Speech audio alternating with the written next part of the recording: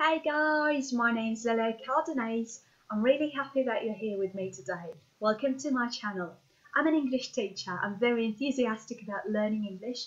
Oh my god, I can't even remember how much time I spent on learning English in fact. But I'm very emotional about it. I'm so happy that I can speak English now. It's an incredible experience. So today I want to share my experience with you on how you can actually start thinking in English. Don't forget to subscribe to this video if you like it and give it a massive thumbs up if you'd like to see more videos on this channel. So let me start. Okay, so first and foremost, how can you start thinking in English? Most people I know are very slow because they think in their first language, then they translate the phrase they've generated in their head into English, and that takes up too much time. Imagine yourself in a group of native speakers and suddenly you feel you want to tell them an anecdote or a joke and you just want to impress them and you start speaking English, but that takes up 10 minutes for you to construct a couple of simple sentences. Definitely, I'm sure your native speaker friends will, take it into account that you're not a native English speaker, and they might sometimes wait for a little while, but in fact, nobody wants their time to be taken and just, we expect people to speak fast. And to speak fast, you need to start thinking in English in the first place. So today, I want to give you 5 tips on how you can start thinking English today and consequently speaking English fast and fluently too. First and foremost, and here comes the first tip, don't use your first language in your lessons. Whatever way of studying you've chosen, whether you're studying with a language school, or you have a private tutor, or you're a self-studying learner, influence the way you learn if you can. Don't use your first language. This doesn't really help. Try to fill your life with as much English as you can, and then you will eventually start thinking in English, and constructing a phrase in English will take you less and less time. And this is very important if you want to sound fluent and fast. Here is tip number 2. Learn collocations, set phrases, or even whole sentences which often go together. So instead of learning the verb to come, right, learn something like when it comes to, when it comes to learning English, I'm very enthusiastic and I think I'm the most addicted person in the world when it comes to learning English. Something like that, yeah, when it comes to X, right, when it comes to something. Things like, I'd never ever do that. Does this suit us? I don't think so. I'd say he's a good guy. I'd say he's a good bloke.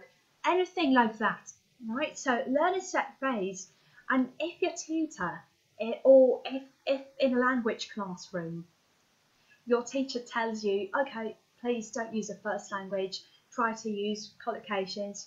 Don't think, oh, it's just a ball. I need to translate things because my mind is translating. I've just invented a word, I think. So don't worry, they're doing the right thing. So they're trying to get to you thinking in English as much as they can.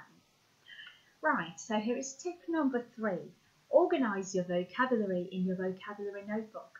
Illustrate new words, write down their definitions, draw pictures, graphs, but don't use direct translations. Don't use a language one. So now I'll be trying to display a page from my vocabulary notebook I had when I was preparing for my CAE exam, and this is something I've drawn here, like in this page.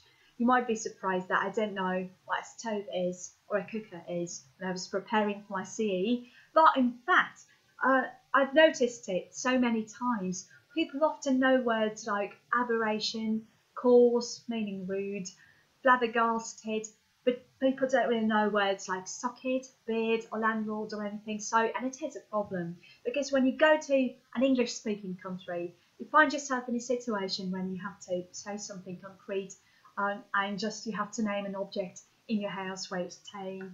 And sometimes people can't really do that because they know fantastic words like imagination or anything, but they don't know simple words, and the simple vocabulary is very important. Keep your notebook at hand. If anything, you might find yourself face to face with a native speaker in any kind of situation. But what if you don't have a pen and a notebook on you? What can happen then? You need to be prepared to learn English in every other situation in your life. So just, you never know when you can learn a new word or a new phrase and how you can enrich your vocabulary. So that's why you need to keep a notebook at hand. So here is tip number 4. Listen a lot, primarily to native speakers. Read books, they stimulate your imagination and help you describe everyday objects in English. Yeah, this is something we talked about a couple of seconds ago, right? So you've got to know how to name everyday objects in English. Read books, enrich your vocabulary, listen a lot.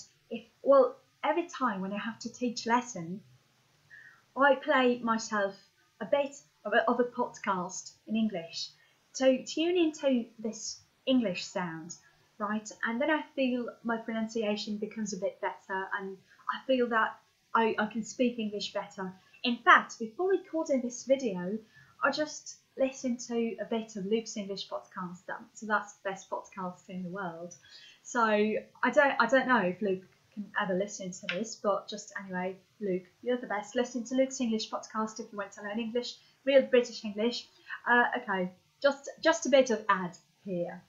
Right, okay, so and the last tip I want to give you, tip number 5, speak to yourself all the time. Speak out your thoughts, comment on what you're doing at the moment. For example, now I'm filming a new video about thinking in English. I'm sitting on the chair, I'm having my arms crossed on the table, so I'm having my legs crossed onto the table. I'm very excited now because today is a really good day. I'm looking out of the window now. Yeah, it's hot, it's summer, it's August. I'm looking forward to autumn because I'm very excited to know that kids go to school and I'm not, because I'm a teacher and I don't have to go to school. Yeah, okay. So that's it. Those were my 5 top tips for starting to think in English. I hope they helped you as a language learner. Please let me know if they helped you. Do you ever find yourself subconsciously thinking in English when you didn't really intend to? Just leave your comments under this video, please. I'm very glad when I can read some new comments. Give this video a thumbs up and subscribe to my channel. I hope to speak to you very, very soon. It was nice to talk to you this time too. Goodbye, guys. Talk to you very soon.